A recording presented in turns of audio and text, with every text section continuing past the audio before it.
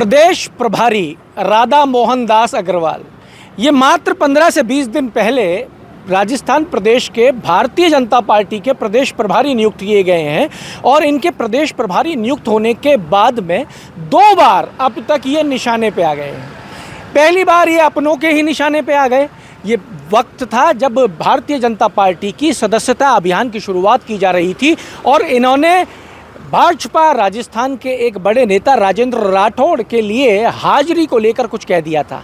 राजेंद्र राठौड़ के समर्थकों ने इनको आड़े हाथ लेते हुए सोशल मीडिया पे ट्रेंड कर दिया, राठौड़ नहीं तो भाजपा नहीं। दूसरी बार ये आज फिर निशाने पे आए हैं और निशाने पे लेने वाला है युवा मोर्चा कांग्रेस पार्टी का। कांग्रेस पार्टी के कार्यकर्ता भारतीय जनता पार्टी मुख्यालय पे आते हैं, दबे पांव आते हैं। 6 से 8 कार्यकर्ता होते हैं, अपनी गाड़ी से उतरते हैं, 2 पोस्टर फोल्ड करके हाथ में लेके आते हैं। एक महिला साथी उनके साथ होती है जिससे महिला को देखकर कोई भी शक ना कर सके।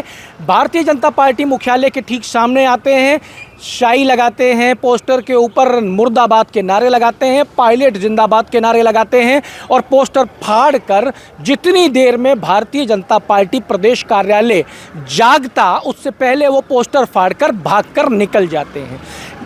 इसके जवाब में जैसे ही ये हंगामा भाजपा के मुख्यालय के गेट के बाहर होता है, हंगामा होते ही भाजपा एक्टिवेट हो जाती है। भाजपा के बड़े बड़े नेता बाहर निकल के आते हैं और इस फेलियर से कैसे बचना है इसका समाधान निकालने में लग जाते हैं। समाधान निकाला जाता है और समाधान क्या निकाला जाता है आपको दिखाते हैं। समाधान में निकल के आते हैं जो शाई राधा मोहन दास अग्रवाल के पोस्टर पे लगाई गई उसको धोने के लिए ये भगवान श्री कृष्ण का साथ लिया जाता है। ये भगवान श्री कृष्ण का एक पोस्टर लगा हुआ है, इसके ऊपर आप देख सकते हैं ये 1, ये 2, ये 3, ये 4 इस तरीके से कुछ छींटे शाही के आ गए हैं और ये भगवान श्री कृष्ण का जो पोस्टर है उसका रंग ही शाही वाला है।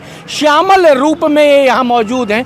भारतीय जनता पार्टी अपनी हार को छुपाने के लिए इसका सहारा लेती है और एक प्रेस नोट जारी किया जाता है महामंत्री के नाम से। उस प्रेस नोट में लिखा जाता है कि गोविंद सिंह डोटासरा कब तक बचोगे और कब अपना नाम गोविंद से बदलकर गुलाम रखोगे।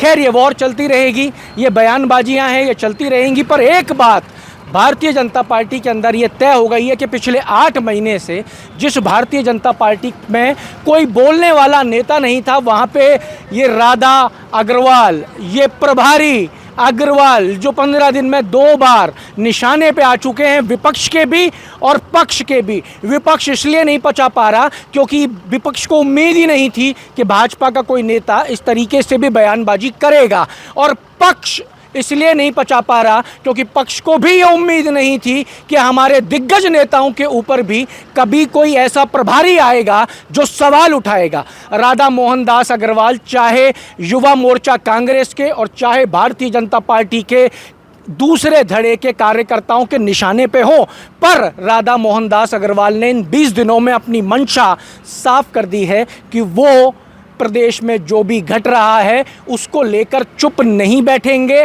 वो अपनी बात कहेंगे और जो जिम्मेदारी राधा मोहन दास अग्रवाल को दी गई है वो जिम्मेदारी वो अपनी पूरी निष्ठा के साथ निभाएंगे। जो 20 दिन में एपिसोड हुए हैं उन्होंने साफ कर दिया है।